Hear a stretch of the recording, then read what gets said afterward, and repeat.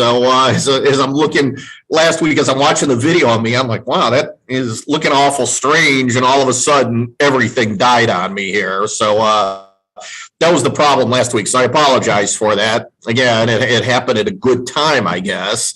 But still, I know they fixed some of the IT in this building here, but there's still issues every so often. And apparently last week was one of them. I know we had bad weather that night, but it was fine at the time. At 7:30, it was still okay here.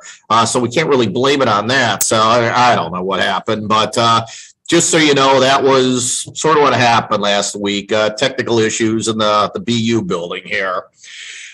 So where we left off was on this slide right here. Let me see if, oh, John, you are on. Okay, good, because I think, John, you were the one who asked this question, if I'm not mistaken, about, we were talking about Kirkpatrick's levels of evaluation and why organizations don't always do any of these levels, what the explanation, the reasoning for that.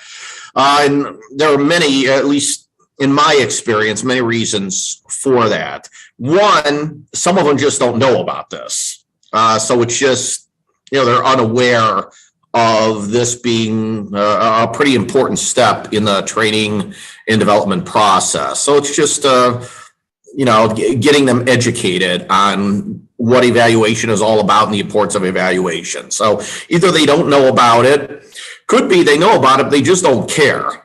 For whatever reason, they're like, screw it, we're going to do what we want. We don't care if we need to evaluate it or not. So be it.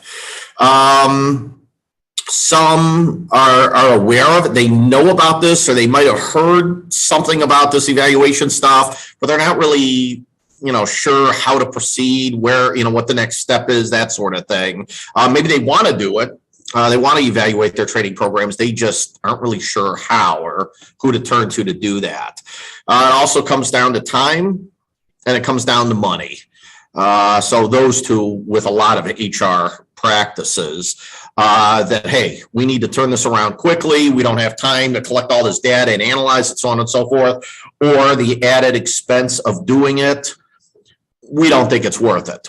So we just choose not to evaluate our training functions, which, again, I think is a mistake, because you're already invested for, so much here.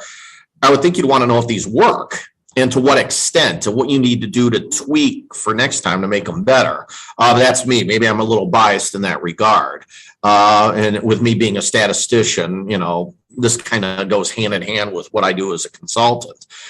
So it's something that I preach the importance of, but not everybody is on board with me as far as that stuff goes. So that's why you get results similar to these. So John specifically, and really all of you, does that answer your question? Does that help? Yes, thank you. Okay, sure thing. So then, picking up where we left off last time, we're going through Kirkpatrick's 5 levels of evaluation, and that fifth, that added level, is referred to as return on investment. And let's step back for a second and talk about the broader, what's referred to as cost-benefit analysis. So borrowing this from economics here, determining the net economic benefits of any training initiatives, any training programs that we do using the accounting folks, and having spreadsheets and kind of keeping track of money in and money out, all of that. That's a big part of what we do in training. We just want to know where we're spending our money, where we could save money, where we could reallocate resources elsewhere. I mean, every organization, no matter how big they are, only has a limited pot of money to work with here. So you want to try to get the most bang for your buck as you can. And that's what I try to do as a trainer. So I do a cost benefit analysis and share that with the people in the organization, so on and so forth. And return on investment analysis is one variation that falls under this broader cost benefit analysis umbrella. So when we do a return on investment analysis, and even though I'm a statistician, these are slightly different numbers that I'm used to working with. So I always try to partner with an accounting person to help me through this. That I learn from them, and they're a little better at this than I am. I know what it is I want to measure. I'm just not exactly sure how to capture it sometimes. So together we could usually do pretty good in this regard. So doing a return on investment analysis, and I'm not going to go into it in too much detail here. I could spend the next 6-8 hours just talking about this here and bore you to tears. But we have to take into consideration direct costs. So these are, just as it says, the costs that are incurred directly as a result of putting on this training program. So I list some of the direct costs there. There are indirect costs that whether or not we do this training, we still need to pay these things. So some of those are listed there. So with like putting on a training program, if I train 5 people in a room or 20 people in a room, well, the room rental may be the same price. So regardless how many people sign up for training, I still have to pay maybe $300 to rent that room, whatever it is. Now, when I bill out my training, I charge both at the same time, by hours, and by number of participants. So that way I can teach a big group of people at one time and save the organization money. And if not, they'll send one person, then the next day, another person, then the next day, another person.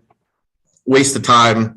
Waste of my time, waste of my effort here. So I want to try to get as many people in a room at the same time. So I charge by the hour, by the day, and by number of participants, both. And that way, that forces organizations to try to be as efficient as they can with my time and only book me for 8 hours as opposed to 16 or 24 or 32, whatever it is, and try to get as many people through training at one time without piecemealing it and one here, one there, that sort of thing. And then finally, the benefits. That what's in it for me, answering that question. So as the organization asks me that, well, what's in it for me? What value do you add? What benefit do you bring as a result of your training? I have to put that into dollars and cents terms somehow. And that's very difficult to do. That's the hardest calculation because it's the most subjective. What a photocopy costs, what my salary is, or what other people's salaries are, or what the room rental is. I mean, that's easy to calculate. That's, we could look at a number on a spreadsheet and there's really no debate there. But in terms of increasing productivity by 23% or decreasing accidents by 12%, how does that translate into dollars and cents? So that is a little more difficult to sort of wrap your brain around. So some of the costs that I track whenever I'm doing training, obviously, my time, if I have to drive there, meals, if I have to put together workbooks or any sort of guidebooks, training manuals, things such as that. If I have to buy my own flip charts and markers and things such as that. The people who are attending training, well, if we're pulling them off the assembly line, let's say, well, they're not doing this for free. They're still earning their pay for the day. So we have to factor all of that in. By pulling them off the assembly line, is that going to hurt our bottom line, our quotas for the day? We got to take that in consideration. If I'm partnering with anyone else, bringing someone else in, if I work with some of my colleagues who specialize in Six Sigma or ISO or things such as that, then yeah, I have to account for all of that. That goes into the bookkeeping equation here. So here, as I was brainstorming, as I was typing this out the one day, trying to think of all the different training costs that I put into my spreadsheet. Here's some more. Again, there's a lot of stuff here. And if it's one of the perks that employees get, it's part of their tuition reimbursement, maybe all of these things, this costs money. We have to account for this. We have to have it listed somewhere on the books here. We want to make sure we are open and honest and as transparent as we can be with all of our numbers. And you don't want to forget anything as you're doing these calculations. So to do a return on investment analysis, again, I'm not going to spend a lot of time on this. Just go through, you can read this on your own. But basically all we're doing is we're getting values, we're getting dollar amounts for, all these different things. Some are easier to obtain than others, obviously. And we are just going to set up an equation, numerator, denominator, return on investment, return on top of investment, or return over investment. So a sample spreadsheet might look a little like this. So we add all this stuff in, we're figuring out, okay, how many people are going to attend? If I have 20 people, I have to make 20 training manuals, or 25, I have to make 25 training manuals, whatever it is. Salaries and, rental of the room, if I'm feeding these people, if I have to cater it, so I got to factor all of that in. So you add all of this up. And as we go down, as you look at the bottom here, we have a total amount. If we divide by, let's see, this particular one is for, let's see, how many people do we here? 56 trainees. So if we divide 56 into this bottom line number, we're left with 587, I think it is. Boy, I should have brought my glasses here. $587 per person. So when somebody asks, well, this training on Monday morning, how much is this going to cost us per trainee? There you go. That's your out the door sticker price, $587 per person. That's all inclusive. That's everything factored in. As we finish up our equation here, so we have our total operational costs in the numerator, in the denominator, in terms of what this is going to net us, what we're going to gain in the numerator. You divide this out and you come up with usually a relatively small number. Here it's 6.7. So 6.7, what the heck does that mean? When you do this equation, return on investment equation, you will come up with usually a single digit number, a decimal value. That means that for every $1 you spend on training, you're getting $6.7 in return. You're getting 6.7 back. It's a pretty decent return on investment. If you gave me $1 today and I gave you 6.7 back, or if I gave you, so let's round up, if I gave you 7 back. So you give me $1, I give you $7. Probably going to want to give me another $1. Oh, okay, well, here's another 7. Give me another $1. Here's another 7. I mean, you do that until your hands were numb here.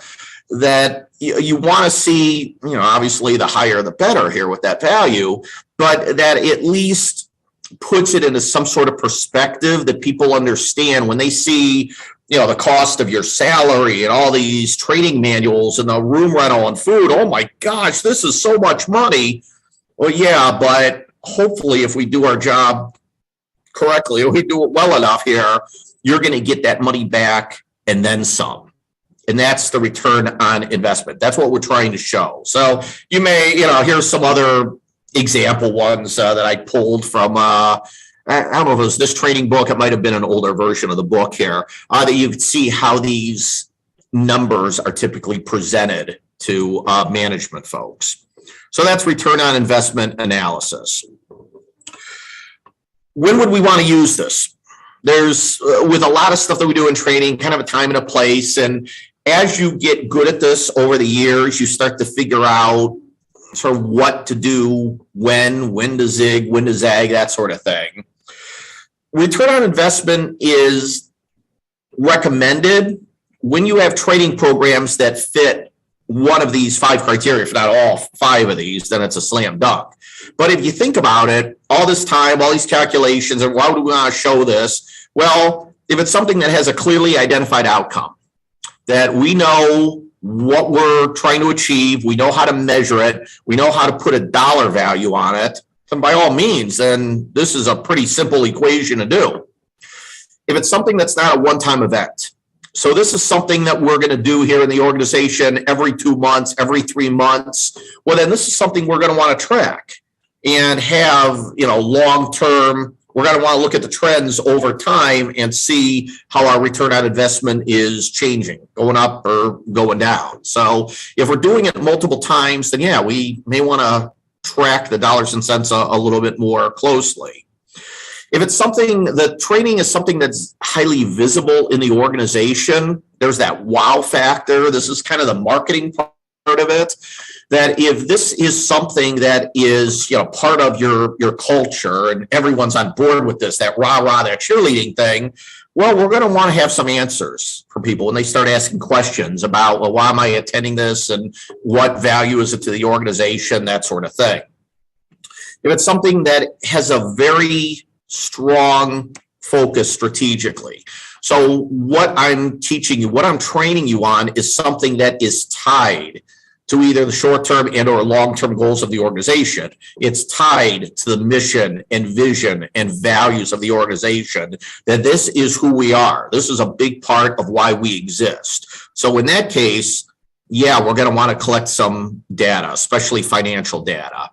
And then finally, if it's something that has effects that can be isolated, and by that I mean we can, when we see improvements in the workplace, we can point to that and say, aha, that's because of training, nothing else caused that.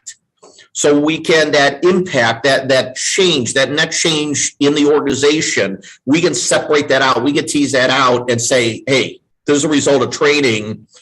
No other explanations really can account for this change in behavior or in productivity, efficiency, safety, what have you. Utility analysis, it's basically a simpler type of cost-benefit analysis. I mentioned it here just, for what it's worth. It doesn't get into all the details as much as a return on investment. I mean, return on investment analysis, that's why I need to work with an accountant, because the spreadsheet, it's like doing my taxes. I want to pull my hair out. It's so detailed. Where cost-benefit or utility analysis as part of that broader cost benefit side of things is more of a stripped down, a more basic version of return on investment, and not as detailed, not as mind numbing in terms of all the numbers that are dancing around on the spreadsheet here. Yet it still goes a long way toward trying to identify, okay, well, where are we spending our money? How are we spending our money?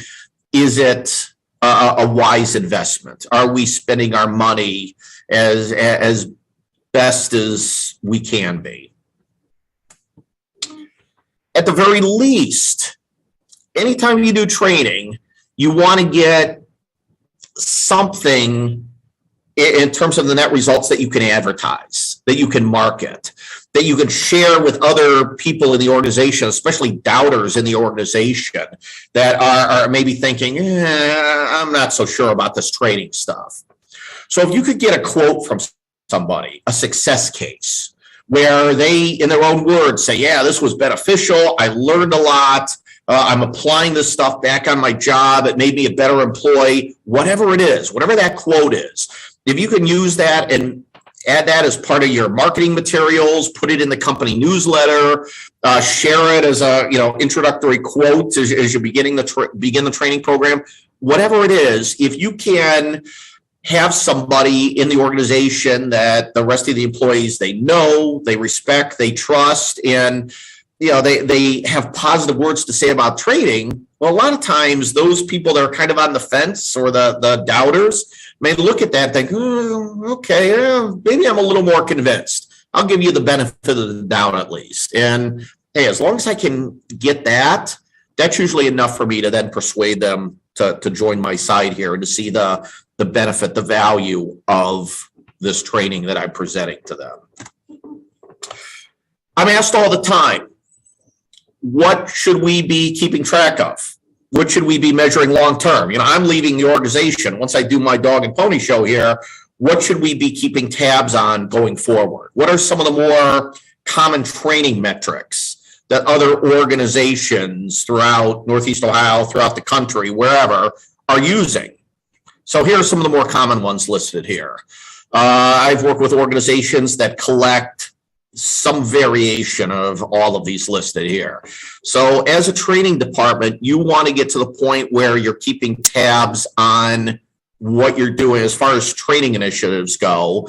And just seeing how, things change in terms of cost per trainee, cost per employee, what different training programs cost, so on and so forth, the average gain, the average improvement as a result of attending training, those sorts of things.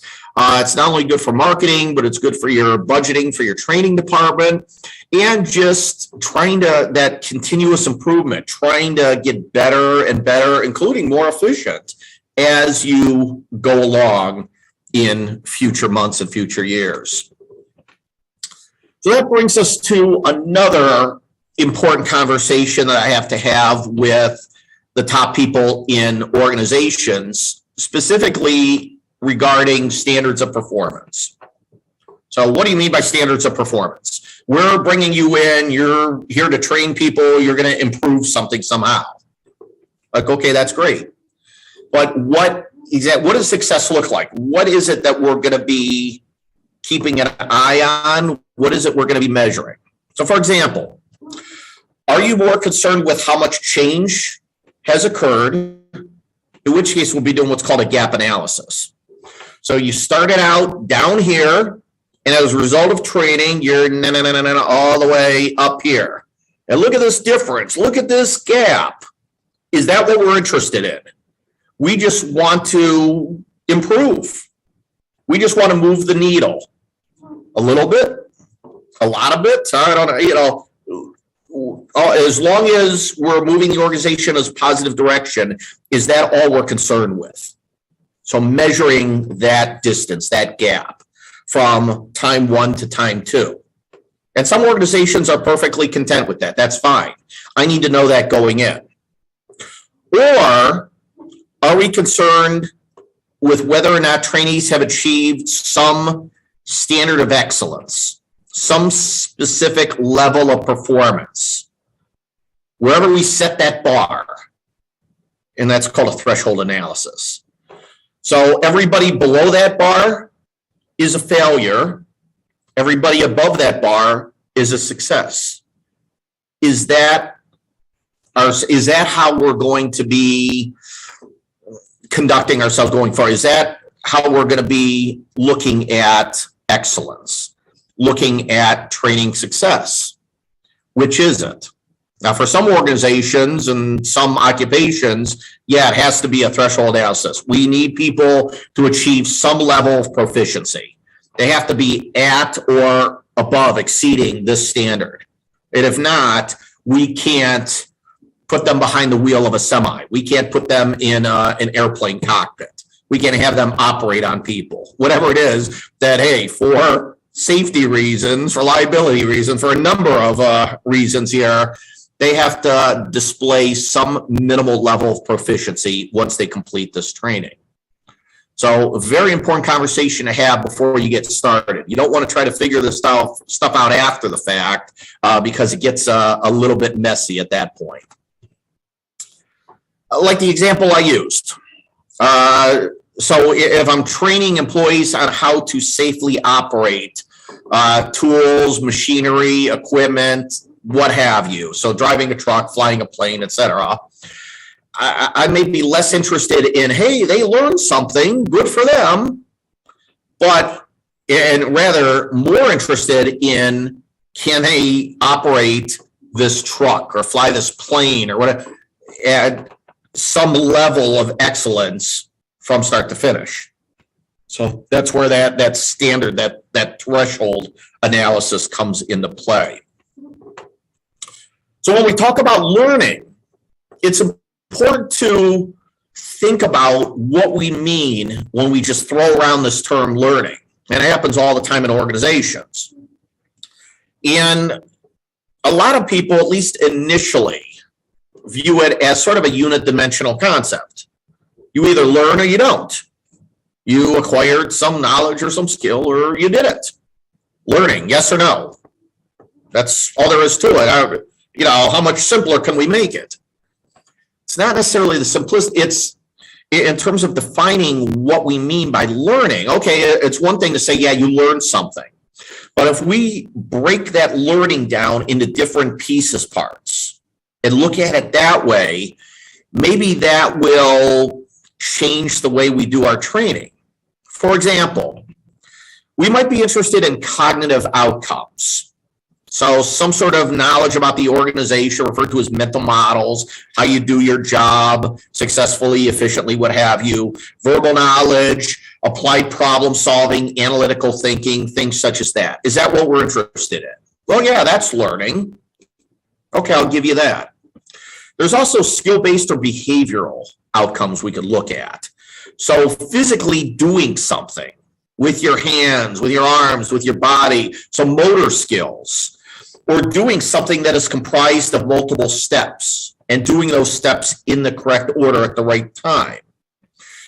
Doing something where it's almost like you're on autopilot or it's a reflex. We talked about overlearning last time in here. Is that something we might want to be measuring? We might want to look at? Well, yeah, that's learning. Okay. What about something more affective?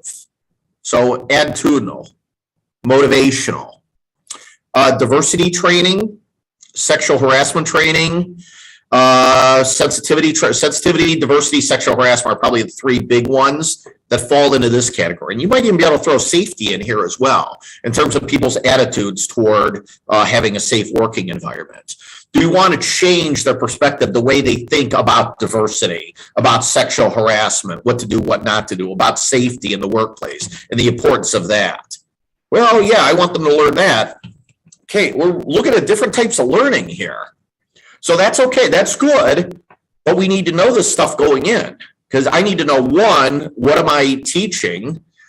And two, what is the final outcome in terms of expectations? What am I going to test them on? What am I going to evaluate them on? Are we setting the bar at a certain level that they have to meet or exceed that bar, that standard? Well, what is it? So this helps me lay everything out, figure out exactly what I'm training, how I'm going to train it, and then related to this chapter, how I'm going to measure it, how I'm going to know if trainees were successful or not. So think about teaching somebody how to drive a car. Okay, there's the cognitive stuff. So you go to the DMV, you get the book on what all the different signs mean, all the different rules of the road, what to do in a school zone, different speed limits, to pull over when an ambulance goes by, that sort of thing. You got to know the rules of the road, as they say. So the cognitive side of it. So I'll give you a written test to see if you studied, if you know what those rules of the road are.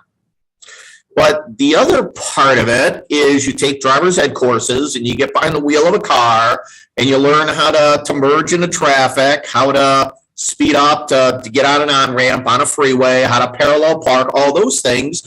That's more of a motor skill thing, how to actually operate the vehicle. Yeah, you could say, oh yeah, I know how to parallel park. Well, do you? Let's get behind the wheel and you can show me. You can prove it to me. So there to coordinate the steering wheel and the gas pedal and the brake, all of that, that's a different type of learning. We're going to train you a different way and we're going to test you a different way. So then the million-dollar question is, well, how do we assess learning? How do we determine whether or not you actually learn? We have cognitive stuff going on and we have motor stuff, behavioral stuff going on. So that's then where you take a written exam on the cognitive stuff and an actual driving test on the motor stuff. We can even add that third one in there, that affective side, in terms of your attitude towards safe driving behaviors and respect for other drivers, that sort of thing. Maybe we want to tap into that as well. So this learning stuff, evaluate learning, is not as simple as a lot of people think it is, at least initially. You have to have those deeper conversations with folks in the organization. So, excuse me. So when we talk about training evaluation, then there are a number of factors we need to keep in the back of our mind. Reliability, I'll start there, and then psychometric discrimination, practicality, and criterion relevance. I'm going to get into the criterion stuff in a little more detail. Let me just see. I can't even think where the heck. I just looked at these slides an hour ago. Okay, trying to remember where I'm going here. Okay, so back to this. So let's start with reliability. Reliability, very simple. The degree to which a measure is stable, is consistent from one administration to the next. We want to always, in HR, make sure we're using reliable measures.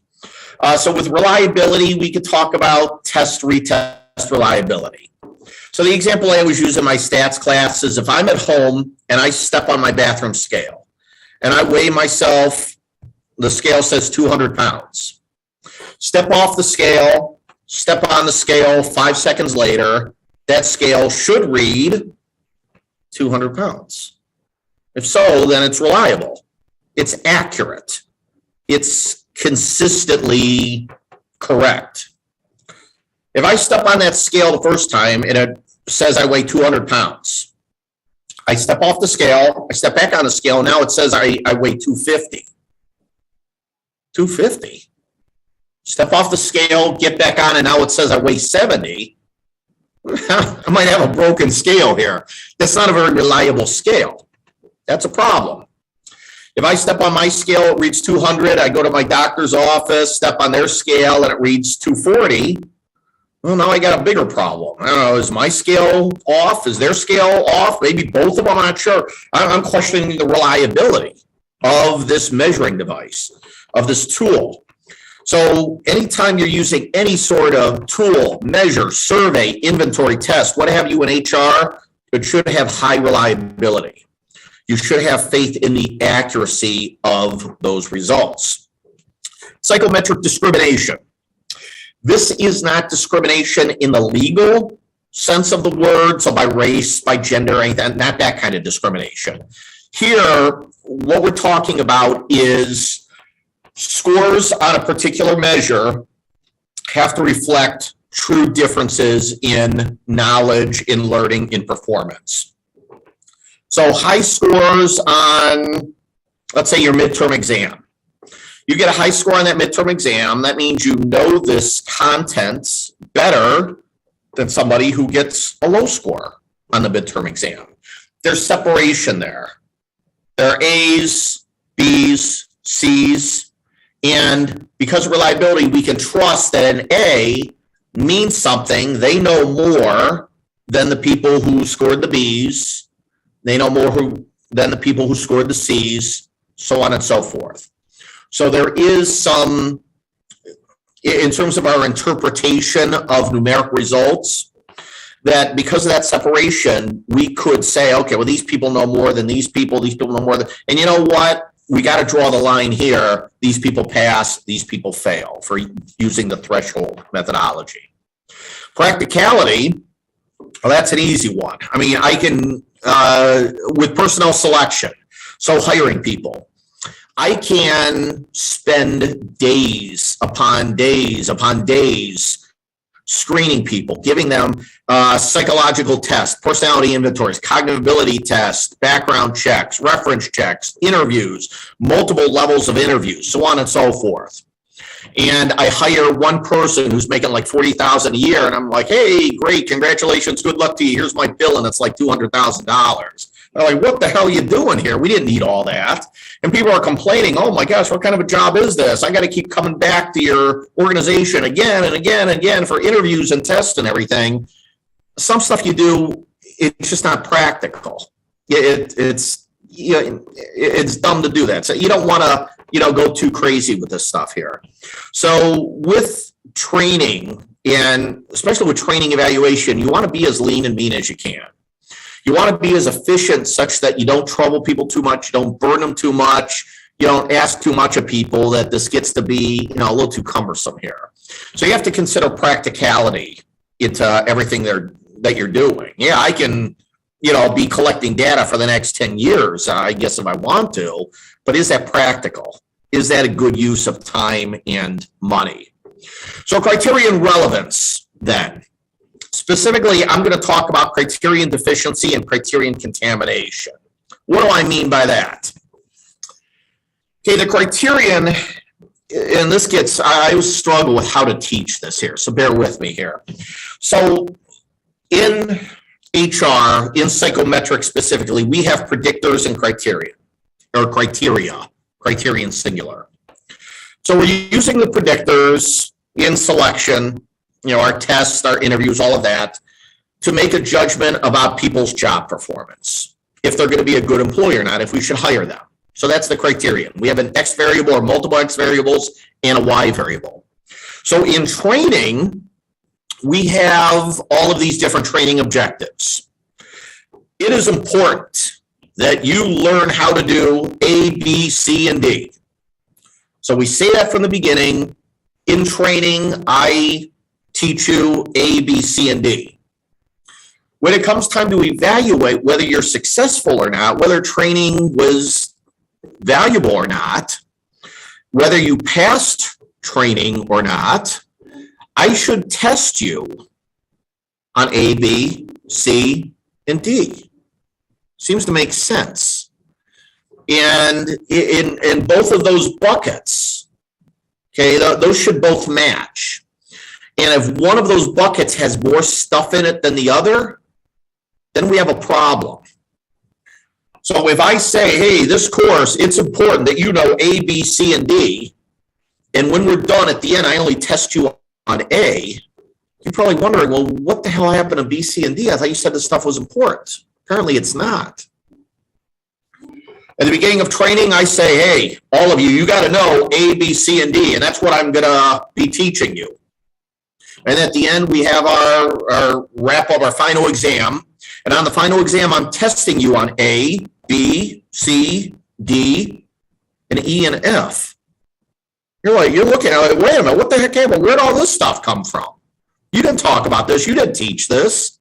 That's not right. How can you evaluate whether I learned anything? Because you're kind of tricking me here. That's what I mean when we talk about criterion relevance. So when we take measurements of training, we want to make sure we're measuring the stuff that was promised on the front end at the beginning. Whatever it was that we said, you know what, this is important stuff. These are our training objectives. This is going to be the basis for training content. At the end, when I evaluate whether or not you learned anything, I better be measuring those things that I talked about on day one.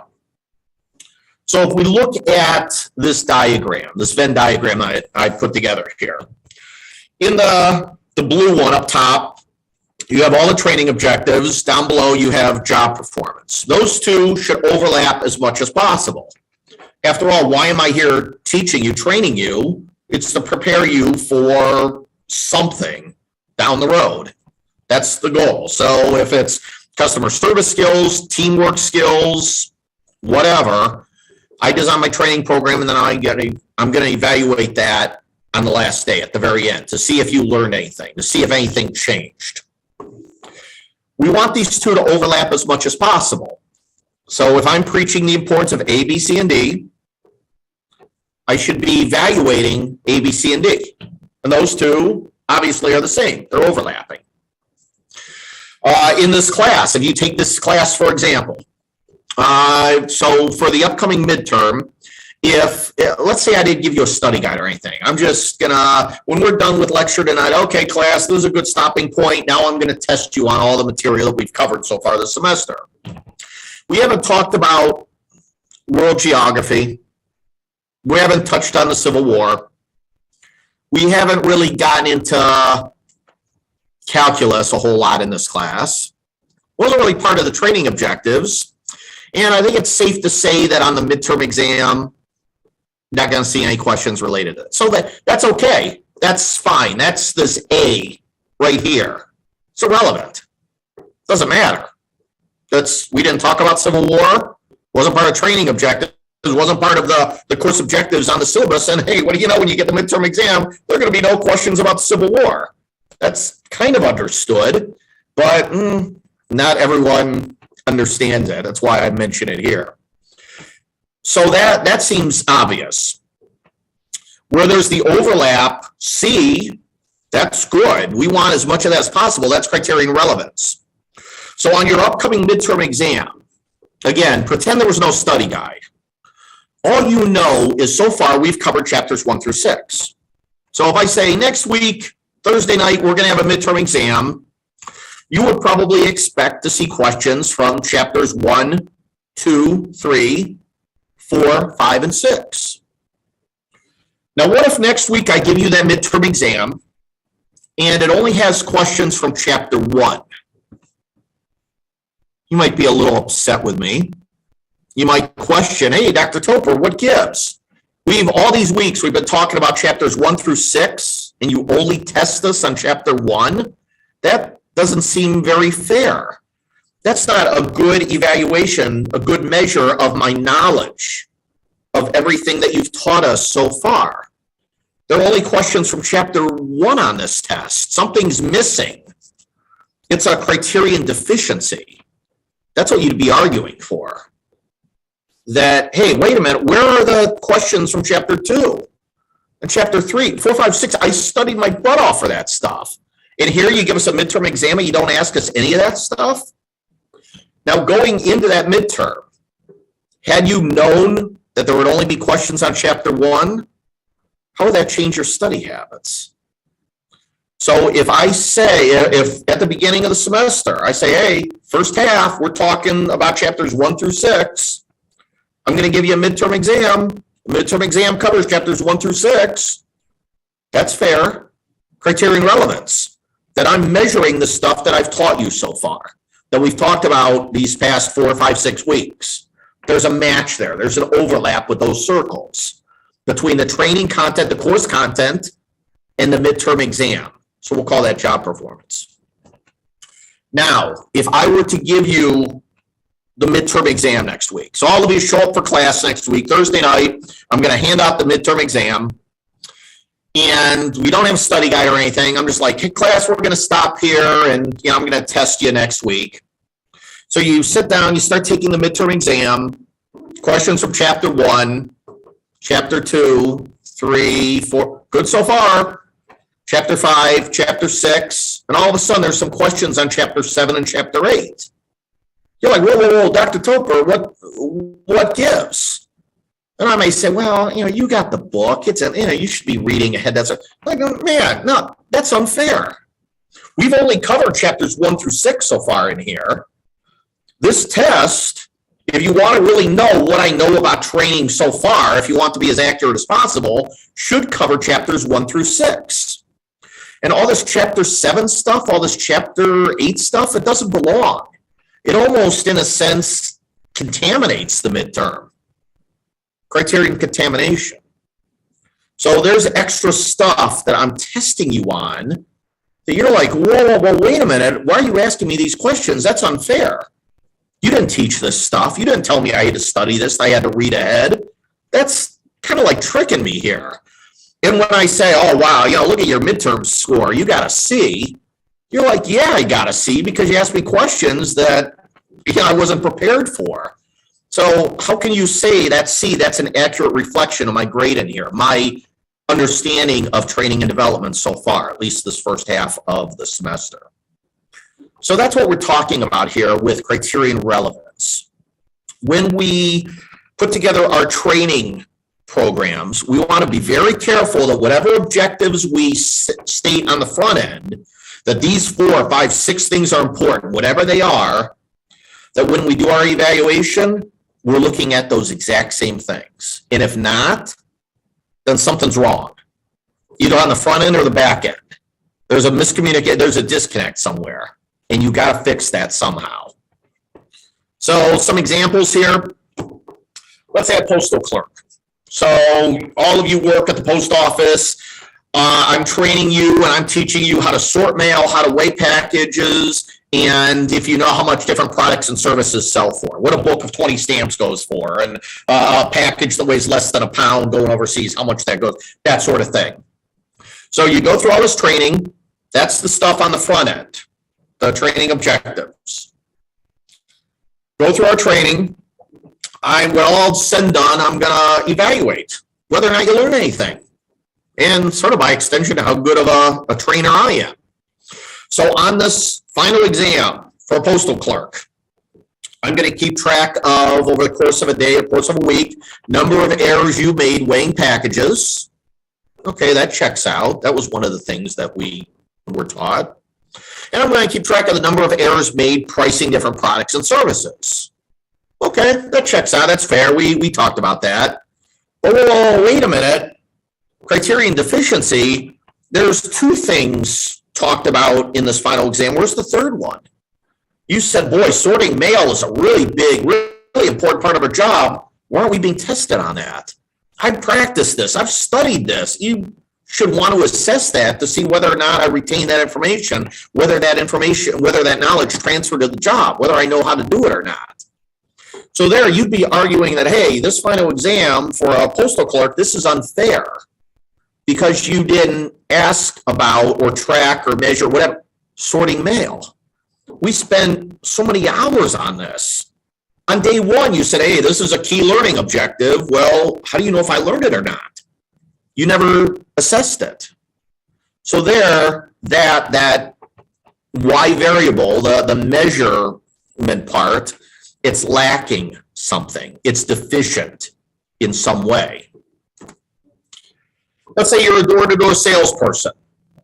You're selling vacuums or encyclopedias door-to-door, whatever it is. And so I'm quizzing you up and down to know these vacuums, forwards and backwards, these encyclopedias, forwards and backwards, whatever it is. And so on the last day of class, we're going to have our graduation ceremony, all of that. I'm going to test you on product knowledge. Hey, how much does this sell for? How much does the extended warranty, or what about rebates, anything like that? And you're like, oh, wow, you're knocking this stuff out of the park. And then I take one look at you and I say, wow, that's how you're going to dress selling these door-to-door? Points off for that. And then, boy, your communication skill, those are really lacking. I'm taking points off for that as well. Sorry, you don't graduate. And you're like, whoa, wait a minute. Where did this stuff come from? And then I say, well, it's obvious. You should know that stuff. I should have to tell you. Yeah, you should. That should be part of the training objectives, part of the learning objectives. We're going to talk about the appropriate way to dress, to go door to door to sell these things. We're going to work on our communication skills. We're going to do role plays in different scenarios. We're going to practice so I know what to do, what not to do, and I can get better at this stuff. What the heck are you testing me on this stuff for? We never talked about that. This final exam, this is bogus. This is contaminated.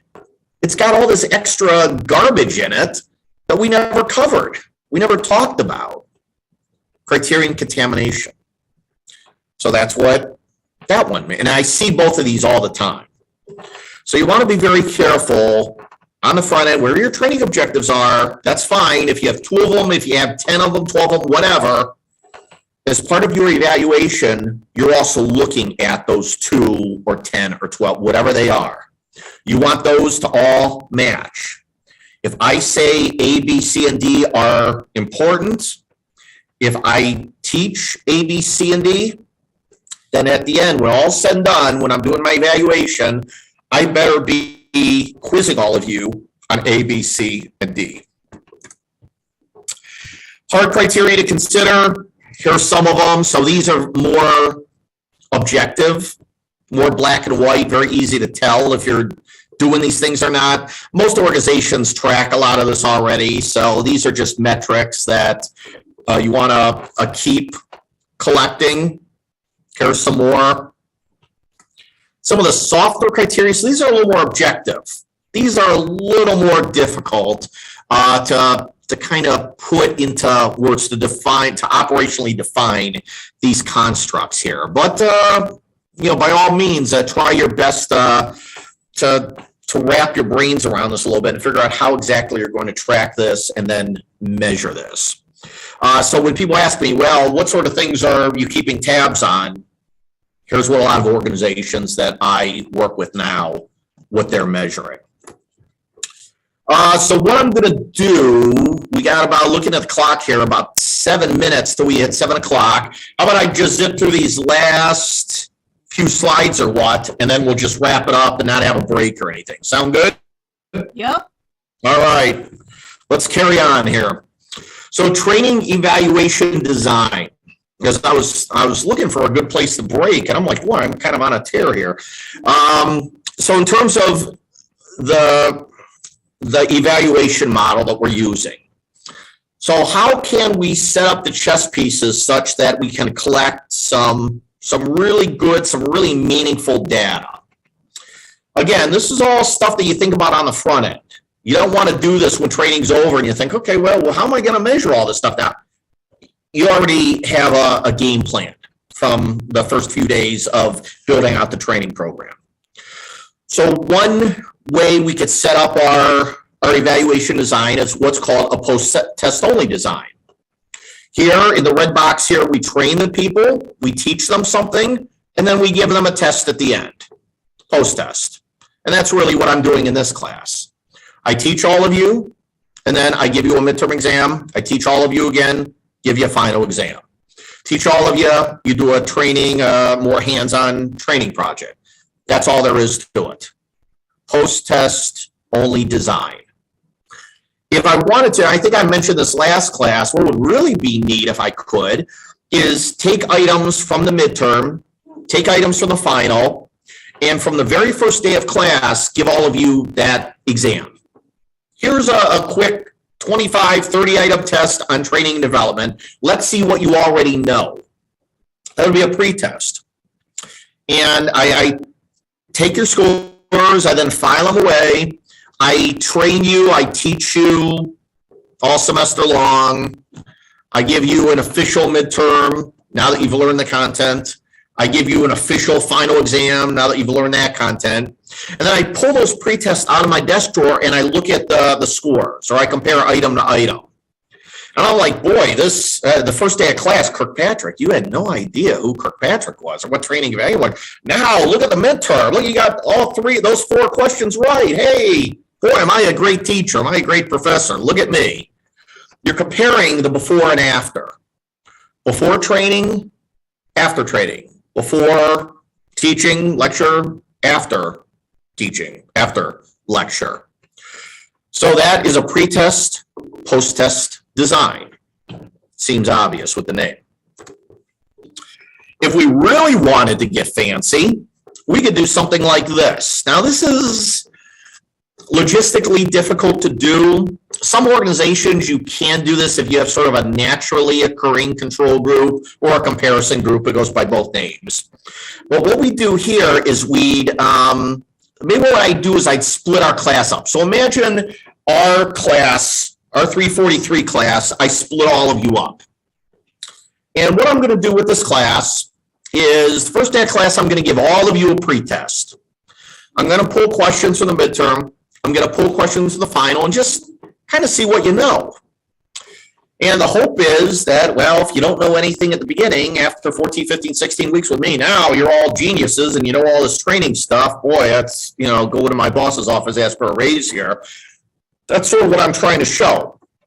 But how I can really, really make my case is half of you get these lectures, half of you I'll, give the notes to or the book to, whatever. You get the full, soup to nuts MGT 343 course. The rest of you don't get jack. You show up for the midterm, you show up for the final, and good luck to all of us. That's it. I don't want you attending any of my lectures. If you want the book, go buy the book, read it on your own, whatever. No notes, nothing. You're going to have to figure this out. And let's see if there's a difference between me teaching you, me guiding you through this content versus you kind of doing it on your own. And let's look at the differences in post-test. And the hope is that, wow, this training, look at all the A's on the midterm and final exam. And those of you who didn't have the benefit of Dr. Topper, wow, look at all the D's and F's.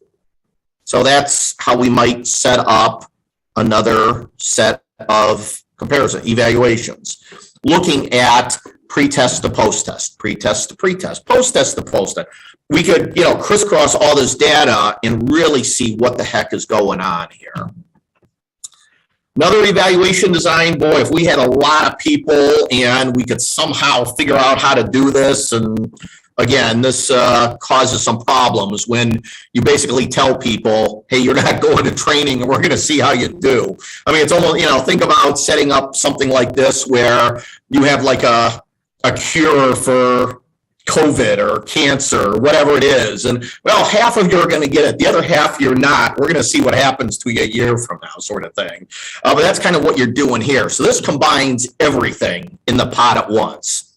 We got pre-test going on here. These people aren't getting any pre-test. We got these people getting training here. Everybody's getting a post-test. And now we got all sorts of statistical comparisons we can make.